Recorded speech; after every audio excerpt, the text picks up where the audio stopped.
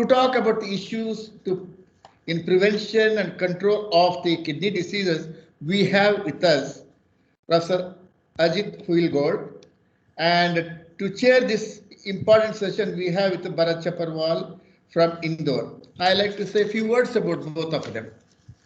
Ajit Huilgold and is a man who wears and has worn many hats.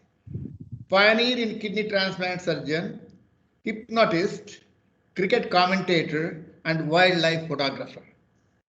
He was in the team who did the Karnataka first successful kidney transplant in the month of May 1983. Since then, in these 37 years, he has done almost 2,500 transplants, both in India and abroad, the highest number, as a matter of fact.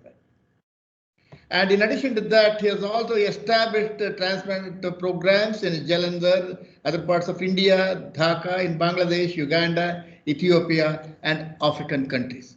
Rarest form of transplant he has done, double ureter, double aortic blood vessels. In addition to that, he was a cricket commentator in English for All India Radio from 1972 to 2005 and has been a commentator for Doordarshan for few cricket matches, including some of the one-day internationals. And he is a BBC Wildlife Photographer of the Year Award 2009. He is also an associate of the Royal Photographic Society since 2008. Dr. Huilgold was given the title of Honorary Special Police Officer in the Karnataka Forest CID wing for his courageous role in nabbing over 40 tiger and other rare animal poachers who were operating in the Nagarhole Tiger Forest in Karnataka. Hats up to you, sir. Dr. Huilgold is married to Dr. Meda, a greatest anesthetist who is also listening to us, and has two sons, both reputable lawyers in the Karnataka High Court, and two grandchildren he has. More than that, whom I know for the past 30 years, a man with wisdom, dignity, one of the torchbearers of our traditional ethos, living in harmony with the environment. Hats up to you, Ajit. Welcome to you, sir. A few words about Bharat. Bharat said, don't talk too much about it. I don't want to send my biodata. So I had collected some of these important things from the internet. He said, don't talk too much permission. This is his nature. Bharat is a professor of pediatrics at MGM Medical College 1987 to 1996. Currently, he is the chairman of Aegis of the School of Business and Telecommunication. He is a patron of the ComHat. He is the past national president of Indian Medical Association between 1994 and 1995. He is the vice president Medical Council of India 1995 to 2001. He is the person responsible to clean up the Indian Medical Council. He took the lead in this context, as a matter of fact, and vice chancellor of the Devi Ahalya Vishwavidyalaya 1996 to 2004 in Indore. And also, he is the inspections of various institutes for affiliation and all this thing. I have to quote personal example here. He goes to institutes, he goes through that when he inspects and all this thing, he finds out what are the deficiency. He will tell, these are all the deficiencies, 1, 2, 3, 4. Get these things done, call me, I'll come back and clear. One of the institutions, they called me not knowing he's coming. I went there. I was sitting in the back seat. He called me there, Army Dental College. Inspection has come. I was sitting in the back. He identified, he called me, Parmesh, come back. You tell me as a parent of one of the students, my son was studying there, institute, what is your opinion? That's what I mentioned it. After he has gone there, the people, they came, sir, we have not seen any person like that. He comes here, he don't think of anything else. We need a quality, whether you have it or not. But he will advise us what are the things to be done. He gives it time by within that time. Before, when you call, he comes that clear without any hanky-panky, sir. This is something inspected, and I never seen any other issues. Sir, it's the greatest honor to knowing you. People like that leading this country, we're hats off to you. And Ajit, over to you. Bharat, over to you. Yes.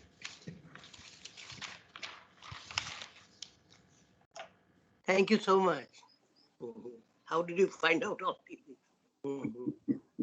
Can you hear me? Yes. Am I audible? Am I audible, sir? Yes, yes, audible. Audible, yes. Yes, sir. So I welcome all the persons who are connected with this, and a very appropriate subject has been chosen to talk today on global warming and health. I am one of the early sufferer of global warming. I had nephrolithiasis 1986, probably. Yeah, because I come from a warmer state, Rajasthan. So I did have that.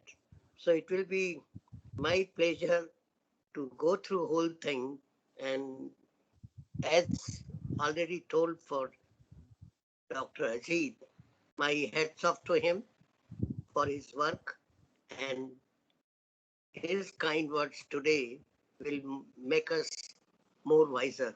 Please, Ajit sir. Thank you, sir. Thank you so much. Just give me a couple of minutes or a minute to open up this presentation. Yeah. Sir. And Parmesh, I know and respect him as the pioneer in environmental health, and especially concerned with the pulmonary part. We have learned quite a lot. Indian Academy of Pediatrics and Pediatric Fraternity as such will always remain indebted to you for what work you have been doing and what work you have already done.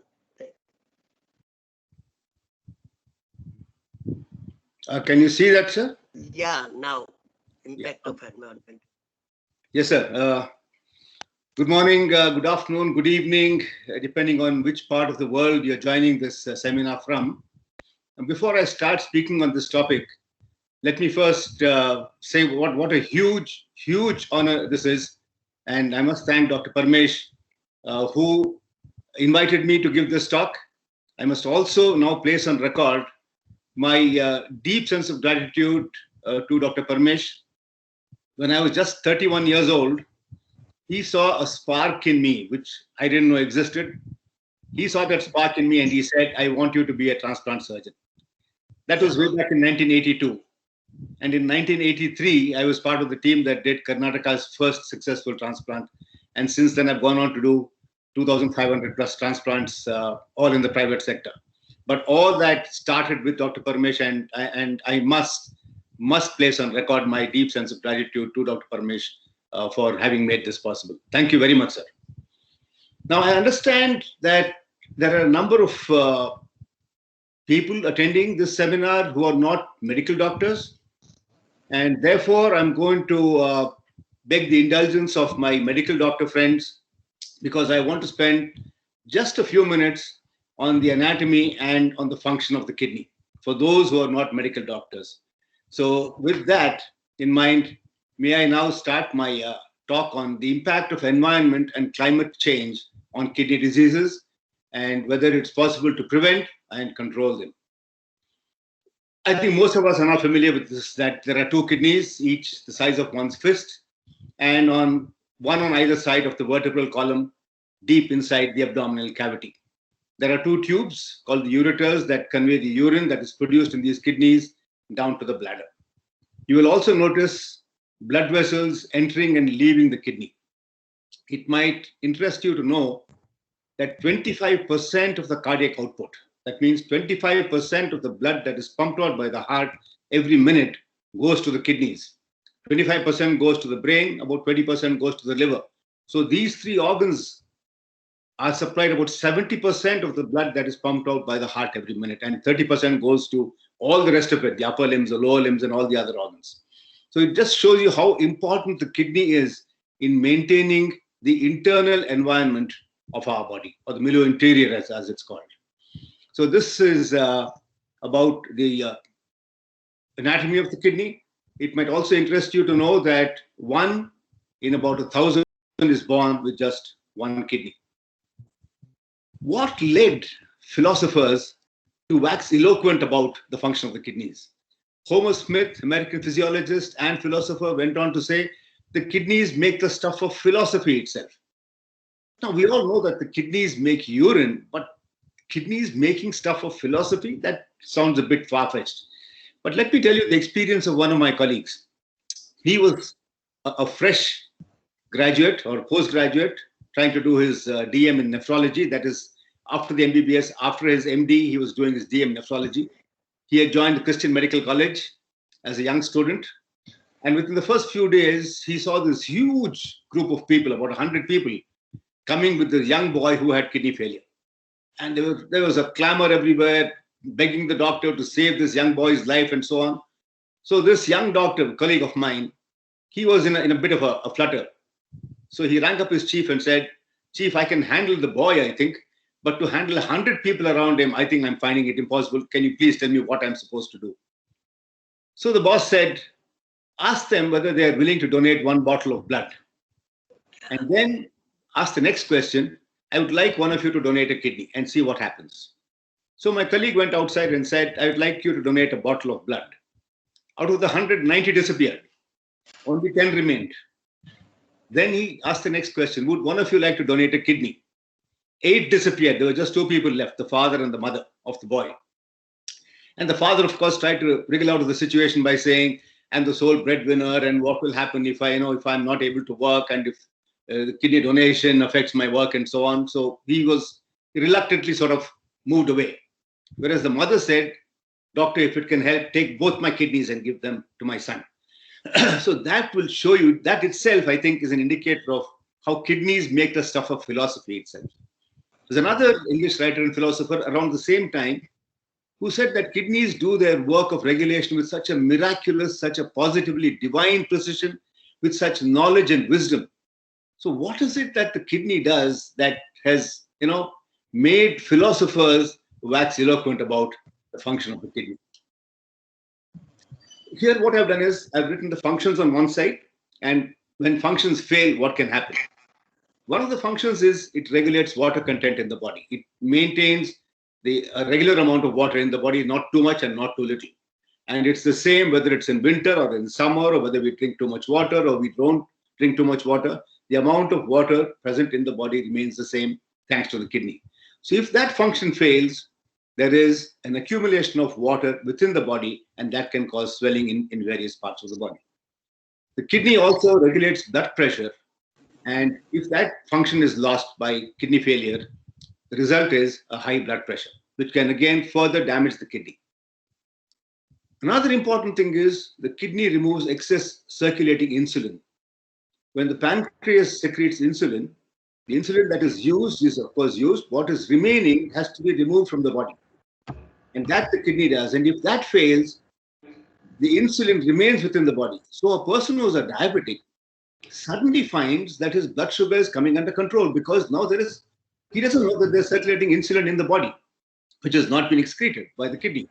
So the blood sugar starts improving. He doesn't require insulin injections anymore. He doesn't require any oral hypoglycemic agents, the drugs required to control blood sugar. So he feels his diabetes has improved, and he's probably cured of diabetes. But that is a warning signal. It means that the kidney has failed, and it is not excreting the excess insulin that is produced within the body. So it is a red flag here. The kidney also produces a hormone called erythropoietin, which increases red cell production and the maturation of red blood cells. So when that function fails, anemia is the consequence. It's also important in regulating the pH of blood between 7.35 and 7.45, mainly around 7.42. So blood is slightly on the alkaline side. So when this function fails, function of the kidney fails, it can lead to acidic blood and consequences thereof. It's also responsible for mineral metabolism, potassium and sodium, including others. And it's very, very important to maintain potassium within a very, very narrow range, the safety range. If that potassium level goes beyond a certain level to about 6 or 6.5 or up to 7 milliequivalents per liter, the heart can suddenly stop. So hyperkalemia is a dangerous thing, and we need to control that. The kidney also helps in bone strengthening by absorbing calcium and phosphorus from the intestine and depositing this calcium within the bone and strengthening the bone. So if the kidney function is lost, calcium leaks out of the bones and the bones become weak and can become brittle. Symptoms of kidney failure are again because of the loss of function, as you saw in the previous slide. You can then correlate with this. Reduced amount of urine or sometimes increased amount of urine initially because the kidney has lost the urine. There is swelling around the ankles, around the feet, around the face, and there can be water accumulation within the lungs, and the person can even die by drowning internally. It's called internal drowning or fluid overload or pulmonary edema. There can be fluid accumulating around the heart, and that can compress the heart and can cause the heart to stop. We doctors are very, very fond of these abbreviations. One of the abbreviations we keep talking about is SOB. This is nothing to do with what you may have heard of SOB. It doesn't even stand for Son of Bethlehem. Yeah. It means shortness of breath. So that can result in can be one of the symptoms of kidney failure. Excessive drowsiness, fatigue, itching, persistent itching, that is seizures, coma. But what is important here is to note is no symptoms till almost 70 to 80% of both the kidneys have failed. Now this is important, and therefore it is very important not to wait until the symptoms appear, but to keep checking regularly to catch this kidney disease at an early stage so that it can be controlled and the downward progression of the disease can be halted to a large extent. Just a few tests have to be done, nothing great, just a simple urine analysis which can show protein in the urine or sugar in the urine or casts or red blood cells, which can be all warning signals. Blood sample is taken for urea and creatinine, that can say whether the kidney function is normal or not. Imaging, that is abdominal ultrasound, might be required to find out the status of the kidneys. And if required, only a kidney tissue sample, that is a biopsy, may be advised by the doctor. 50% of my patients are diabetic, and a number of them have uncontrolled hypertension. This uncontrolled hypertension with diabetes is a real killer. This combination is a killer. Untreated urinary tract infections can cause kidney failure. Certain drugs like painkillers, antibiotics, anti-cancer drugs can cause chronic kidney failure. Familial diseases and obstruction to outflow of urine like prostate and stones can cause kidney failure. But to a large extent, we have one group of kidney failure cases, which is I refer to as GOK. GOK stands for God only knows. And we doctors don't want to admit that, that it's only God that knows and not us. And therefore, we call it by a complex name called glomerulonephritis, which is difficult to pronounce for the common man. And we hide behind that. But is there a new cause of kidney failure which is not related to diabetes or hypertension? A CKDU, for example, that is chronic kidney disease of unknown origin. Is there such a thing? And is global warming responsible for this? Now, before I go on to global warming, we use certain terms which we think are interchangeable: weather and climate and global change and global warming and climate change and all that. But there are lots of differences between these terms. Let us now spend just a few minutes on what these terms actually mean. What is weather and what is climate?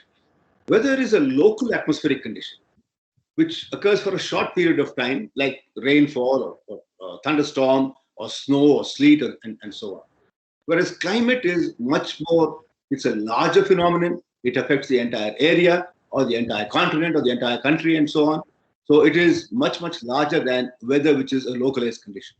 And this change in climate can be because of internal variability, that is within the earth itself, like cyclonic ocean patterns like El Nino and La Nina, or it can be external forces like volcanic activity or changes in the sun's energy output or variations in the earth's orbit. So these are what cause climate changes in the climate.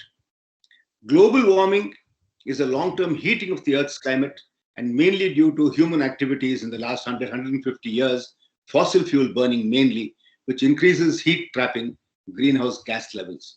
So what is climate change? Climate change is global warming plus change in climate. These two together are what is called climate change. Now, this is very, very clear. We all know that temperature has increased by about 1 degree Celsius in the last 60 to 70 years. It might seem very, very little. It's not much really. That's what people might think. Just this 1 degree centigrade has caused havoc around the world. The number of heat waves has increased tremendously and they last for a much longer time. What is a heat wave? It is defined as a temperature of 5 degrees centigrade greater than the mean height for a given day and persisting for at least 5 days. So 5 degrees greater than the normal temperature for that time and lasting more than 5 days or 5 days at least. That is a heat wave. And heat waves can lead to heat stroke. And what is heat stroke? It is defined as a body temperature more than 40.6 degrees Celsius or 105 degrees Fahrenheit. This is a heat stroke. Now, heat stroke can occur not just because of a heat wave, which is called epidemic or classic, and it affects mainly the elderly, the obese, those who are diabetic, malnourished, with underlying cardiovascular disease or respiratory disease, but it can be exertional as well. And this typically occurs in military personnel and marathon runners or workers in mines and agricultural fields, where they exert themselves tremendously and not take enough water. And both these conditions, whether it occurs because of epidemic or classic as it's called, or exertional heat stroke, both can result in acute kidney injury or AKI. And if left untreated, some people can develop chronic kidney disease as well. About 10 to 30% of people with acute kidney injury might require dialysis. That's what it says here. In the epidemic heat stroke, there's normal or mildly elevated creatinine phosphokinase, an enzyme, which is a marker, or in exertional heat stroke or classical rhabdomyolysis, as it's called, where the muscle protein is broken down, and that can lead to acute kidney injury. And here the CPK levels or creatine phosphokinase levels go beyond even 10,000 or even 100,000 per liter. And 10 to 30% of these people with kidney injury will require dialysis, and some of them can actually go on to develop chronic kidney disease. The same thing here summed up here. I'm not going to go through the entire thing. Just to tell you that heat stress, whether it is due to exertional causes or whether it's due to the classical heat stroke, can both result in tubular injury and chronic kidney disease. Association of heat stroke and kidney disease is not a new phenomenon. We've known it way back as 1967, where there was an article that said the effects of heat stroke on the function and structure of the kidney. And after that, a number of cases have been reported from around the world: heat stress, dehydration, and kidney function in sugarcane cutters in El Salvador, agricultural workers in Guatemala, agricultural workers in Florida, agricultural workers in Sri Lanka, the Uddanam nephropathy, which is found in Andhra Pradesh, or regional nephropathy as it was called. So all these things have been occurring in the last so many years, and we've now come to the realization that yes, global warming indeed can increase the incidence of kidney disease, which is not associated with diabetes or with hypertension. So it is definitely a chronic kidney disease of unknown origin, but now the origin is rather well known. And there have been epidemics of acute kidney injury and chronic kidney disease reported from different parts of the world. As I said, India, Andhra Pradesh, Sri Lanka, North and Central Province, Mexico, Central Florida, Central Valley of California, and mainly in hot agricultural communities. So much so that death toll from CKD rose 83% in Guatemala and is now the second commonest cause of death in a number of countries. Other causes also of kidney disease have increased, and that is because of dehydration and heat stress, which can cause kidney stones, dehydration causing urinary tract infection, especially in women who don't drink enough water and they hold on to the urine because the toilets are not clean enough or they don't have access to clean toilets. So they hold on to that and they can get urinary tract infection. And if that is not treated, that can cause kidney disease as well. And naturally occurring toxins, also those who work with nephrotoxic agrochemicals, with heavy metals, and take non-steroidal anti-inflammatory drugs, tobacco industry, the silica industry, they are also exposed to the risk of developing chronic kidney disease. Now, what is alarming is, it's not that global warming can cause kidney disease, but chronic kidney disease can cause global warming. That looks a little strange, doesn't it? And how is that possible? How does caring for patients with chronic kidney disease contribute to global warming, one might ask? Hemodialysis is a water and power-hungry therapy generating vast amounts of waste. Carbon emission, it was now calculated, in fact, carbon emission in the UK, it was found from twice a week hemodialysis was more than 7 times that of the average patient care in the United Kingdom. Peritoneal dialysis uses less water, yes, but it requires regular transport of plastic packaged fluid from point of manufacture to the point of care. So that also can lead to an increase in global warming. So the preventive measures, we need to educate workers in high-risk areas, those who are working in agricultural fields, those who are working in all these heavy metal industries, in the silica industry, for example. There should be an adequate potable water supply. We must build clean toilets, especially for women in countries like ours, where they have access to clean toilets and they can go and use them. And frequent urination should be encouraged. One of the important things that should be stressed is number of these marathon runners and so on, they come back, settle down, exhausted, and they pick up a glass of soft drink, which is fructose containing.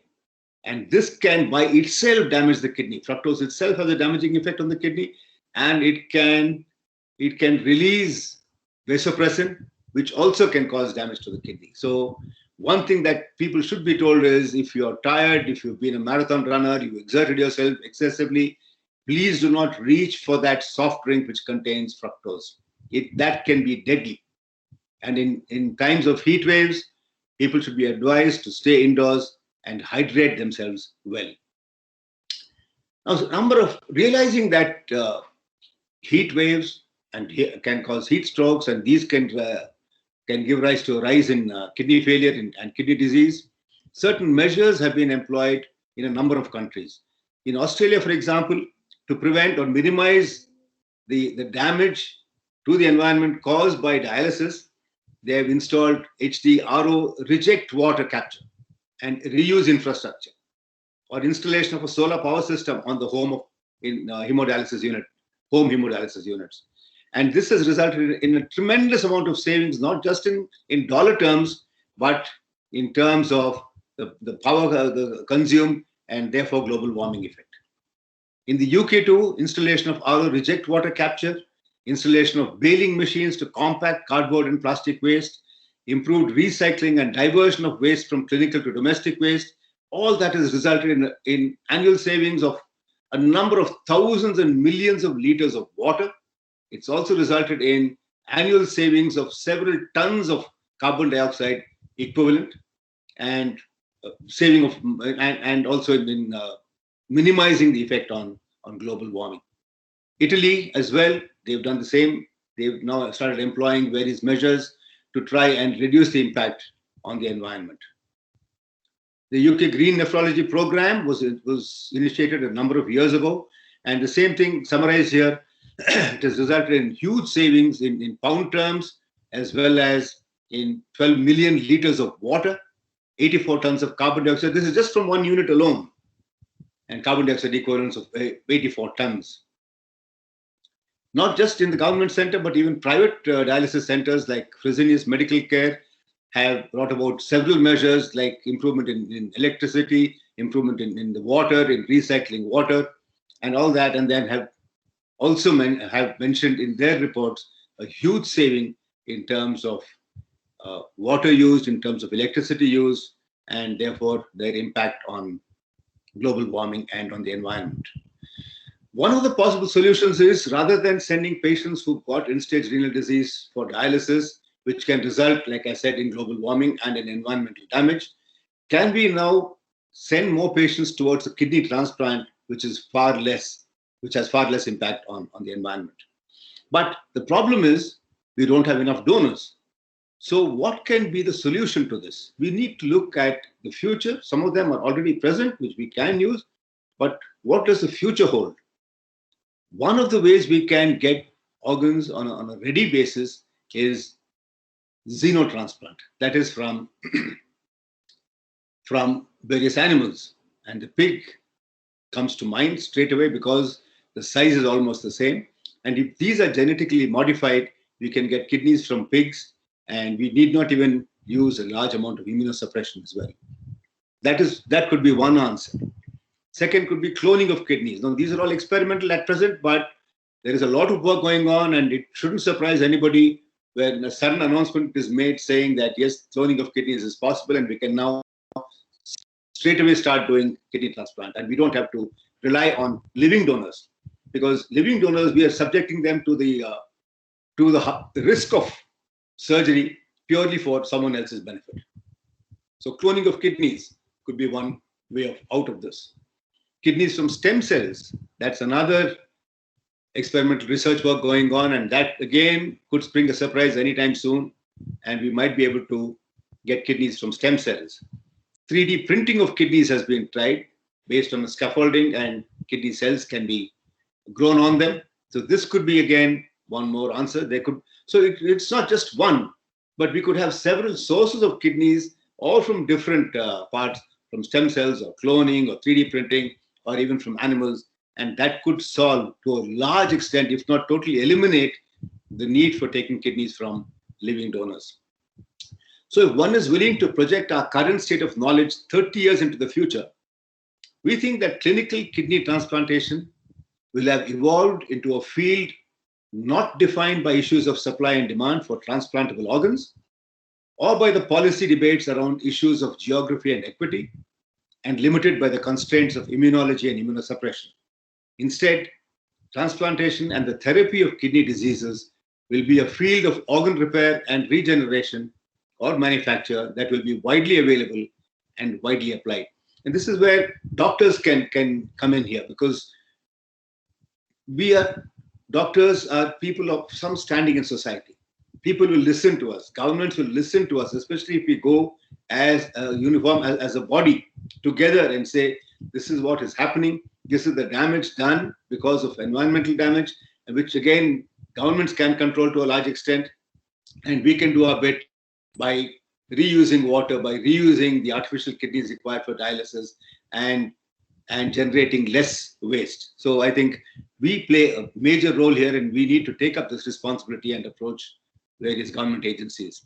I never complete my talk without paying homage to the world's first transplant surgeon, as we Hindus believe, Lord Shiva, who transplanted the head of an elephant onto his son, Lord Ganesha. They've become gods in our Hindu pantheon of gods. But what about the modern surgeons and the modern caregivers? They are more like vultures here, squabbling over one another over whether I should get the kidney, I should get the pancreas, I should get the liver, and so on. The modern vultures. So from a clinical exercise of last resort, transplantation has become a vast industry-driven enterprise involving the replacement of many vital body parts whose relative scarcity is engendering increasing fierce competition among transplant programs, among pharmaceutical companies, among physicians, and among the patients themselves. I've come to the end of my talk here because I wanted to leave a number of it open. It is still, like I said, chronic kidney disease of so-called unknown origin. We are trying to get some answers here into this, but whether we will succeed or not, only time will tell. But I think we have to make a major move, major step forward, and bring pressure upon the governments and upon a number of hospitals and on dialysis centers to recycle and to reuse. Thank you very much. Great.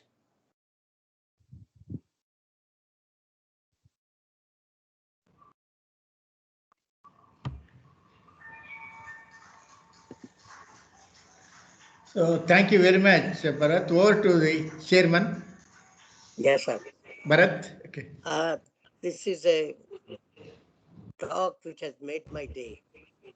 I think I learned so much, and as a policy makers, we have to take into account about the global warming and respect.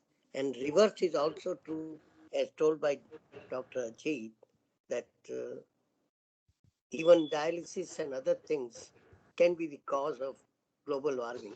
So my humble request, will you please be kind enough that kidney dialysis versus kidney transplant, which has to be preferred and at what stage? as I said, dialysis is also contributing to a large extent, which was absolutely new to a number of us, to me at least, how damaging dialysis was to the environment. Of course, I knew that we were generating lots of waste, but how to quantify it was difficult. And a number of countries have come forward to do actually that, to quantify the damage to the environment and what we've been doing all along. We need to, I think, we need to recycle these dialysis, the artificial kidneys. We need to recycle tubings, which is what we used to do earlier. But the fear of hepatitis B and hepatitis C drove us away to using artificial kidneys and tubings on a one-on-one basis. And they're all disposable, which is such a huge waste. If we can find out ways of trying to prevent hepatitis B and hepatitis C spreading by not properly segregating the artificial kidneys and tubings meant for one patient and risk of being used on other patients, if we can do that, we'll be doing a huge amount of service to society at large and to countries around the world. Between dialysis and transplant, I've always advocated transplantation because apart from reducing the damage on the environment, I think kidney transplantation is the only cure for a person with kidney damage. Dialysis does not cure a person. It keeps the disease alive. It keeps the person alive to a large extent. But if you look at the mortality rate of people on dialysis and people on transplant, 80% will be alive at the end of 1 year after dialysis, even in the best centers around the world. Whereas more than 98% will be alive at the end of 1 year after a transplant. And that improvement in survival figures continues throughout 5 years, 10 years beyond. It's only about 20% or 30% of patients on dialysis will still be alive at the end of 10 years. More than 50% of patients will be alive at the end of 10 years after successful transplantation. So there is no doubt there should be no doubt in anybody's mind between dialysis and transplant is the Sure. Oh, thank you so much. Because these days it is a fashion to open the dialysis center recently in Delhi, Gurudwara Prabandhak Committee. They did a good job. Yeah, absolutely. Very good job. But as you said, we need to educate our planners what is required and how early we can do it. Because if you look at the number of the medical institutions coming out, they will prefer to do dialysis rather than doing transplant. So our own community, doctors community, has also to be educated on this. Am I right, Professor Parvesh? Because yes, sir. This is what is happening. And I feel sometimes sorry about the education part, but that is a different story.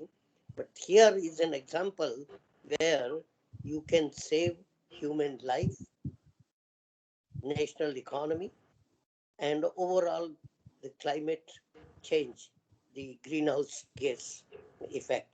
So this is where we can contribute as a doctor.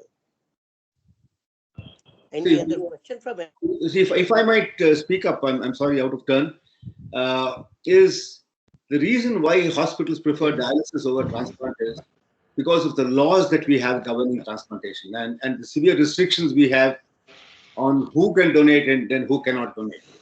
And also the fact that cadaveric transplantation or deceased donor organ transplantation is long way off from reaching levels to what the Western countries are doing.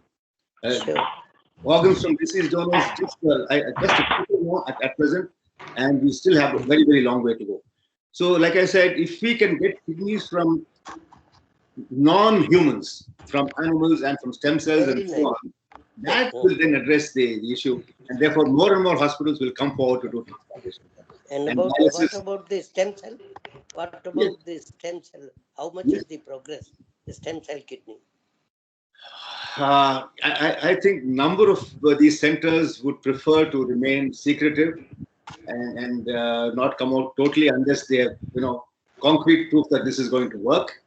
So it is still in the experimental stage, but unless we come to a stage where, we have done that in a number of animals, in animal studies, and shown that these things actually work, go on to doing them in humans. I don't think we're a long way off. I think we are very, very close, and we just have to wait until something concrete comes out. Thank you, sir. Thank you. Anybody else, please? I Any questions? Yes. Can I ask? Dr. Jayajirao, please. can you just tell me what is the youngest child you have transplanted the kidney? I think the child was about 2.5 years or 3 years old, sir. The oldest was 80 years old. So there is no contraindication. There is no age contraindication for transplantation. There is a contraindication in terms of age for a donor, a living donor, not for a cadaver donor, deceased donor. But for a living donor, there is we have a certain age limit. But for a recipient, we can do transplants, and it hardly matters what the age is. Can you tell us the success rate in children? Success rate in children about the transplant. The success rate in children is a little less compared to the success rate in adults, mainly because of the smaller sized blood vessels that we have. We may not have a similar sized kidney or an organ to place into a child. So we might place an adult kidney into a child, and there could be discrepancy in the sizes between the blood vessels. So that can cause an impact as well. Also, the fact that immunosuppression is something very difficult. And the children are the ones that usually, once they become a little older, they stop taking the medication. They tell parents that they are taking. And like with children all over, in all other fields, they don't listen to what parents say. They think they are doing fine, which is probably true at that particular point of time. But they stop taking medications. They don't take medications on time. They don't take adequate medication. They don't go to hospitals on time.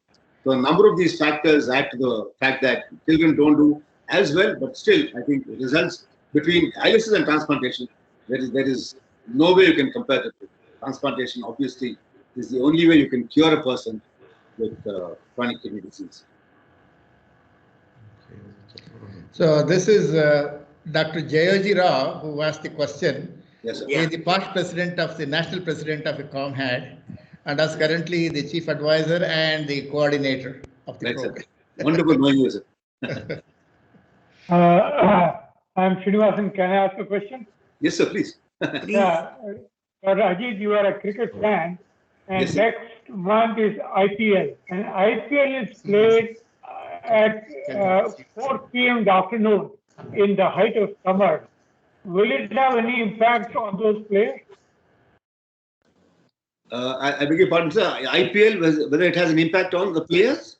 Players, because they play at 4 in the afternoon at the height of the summer season, and they play a very intensive game. What effect it has on their kidney? Has anyone studied that? That's a wonderful question, sir. I've never thought about it, but you're very, very right. It's a high impact game. It's over very, very fast.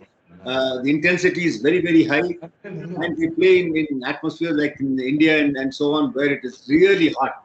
You can see the way they sweat. If you remember the way Rahul Dravid used to, he used to sort of squeeze water out of his helmet, and it would come down like a mini shower actually.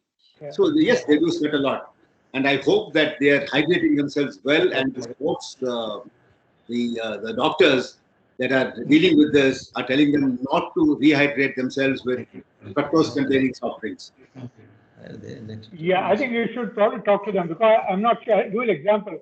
In American football, only now they realize that frequent head injuries has caused long-term problems to the players. So here I think there's a need for people like you to give a talk to them and make sure they are aware of the problem. Because many people think when they are young, they can do anything, right? True, absolutely. Yeah, so I think this is where I think people like you should give, and you give very good talk here, very popular, understood by everyone. Maybe you should give a talk to the IPL people who take care of the players and highlight the possibilities that intense heat wave conditions exist in March and April, April and May actually. So this could be a very problem is not yet recognized by the people. Very true, sir. Brijesh Patel is a very, very close friend of mine. I've known him for more than 50 years now. And he's the chairman of the IPL. So I will definitely talk to him before the IPL starts, which is going to be next month, I think. So I will talk to him and impress upon him the need to get the doctors on board as well, and to impress on them the need to not rehydrate their players with soft drinks containing fructose. Can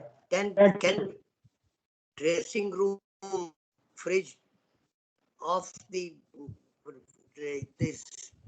cold drinks, because they go and drink instead of water many times, as you said, fructose containing cold drinks. So those fridges should be filled with water, not with the cold.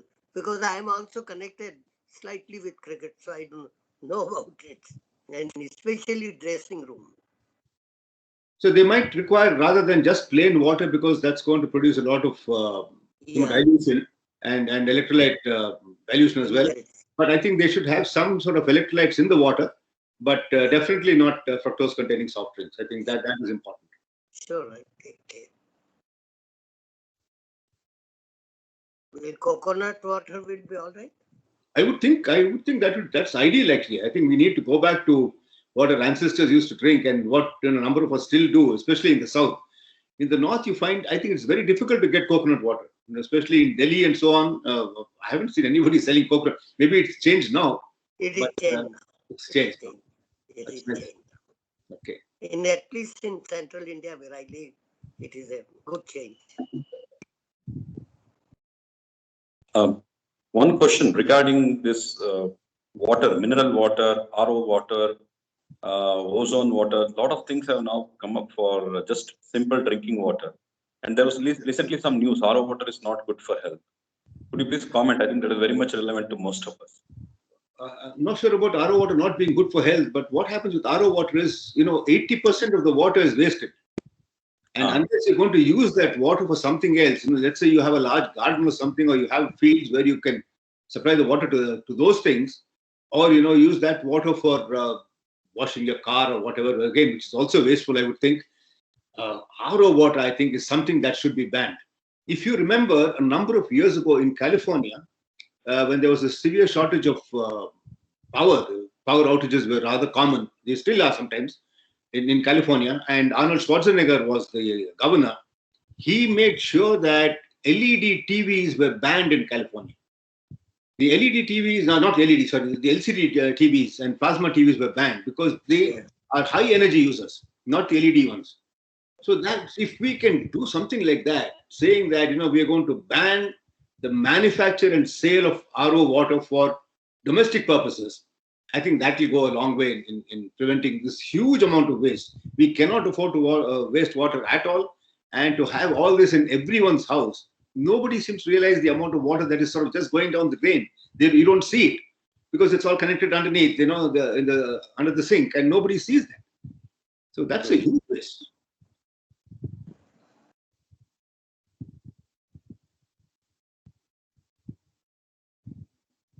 Okay. I think if there is Any no further questions? Any other further questions? If it's not there, I like to say, I know Ajit who will go for nearly 39 years. And Ajit and Parmesh are homeostasis. Why? Kidney over lungs is a homeostasis. Okay. Being a pulmonologist, so this is what your homeostasis has been done. Very good. And as a matter of fact, ComHead is a disability organization. We are thinking of preventing initially when a damage happens, we like to correcting it. Now we are thinking of prevention. That's why we're including the environmental literature. That's the major cause of disability from various organs. This is what we are propagating all over the world in this context with the ComHead and all this thing. Second thing, as rightly pointed Ajit, nearly 4.4% of the global war is contributed by the health institutes. Absolutely. We waste a lot of water. Yes, I think this article we have written in the textbook, it is coming in the next month, and from the president of the Indian Chess Society, and we are all authors. I think University of Law, Open Law University is publishing that. Very nice. So, yes. National Law School. National Law School in India. Bangalore of India doing that one. And with all these things, if it's not there, I'll hand over to give vote of thanks. It's a wonderful talk. We thoroughly enjoyed. But I'm more happy to see Chaparwal, sir. Thank you, sir. Yes, the greatest honor to have him here, Ajit, and Professor Srinivasan all along is there. He's a backbone, all these situations. Satish, we missed him, and he's too busy with various other things. The Dean of the Development, he's been doing a lot of work. Hardly has time to even to sip of coffee. And over to our secretary,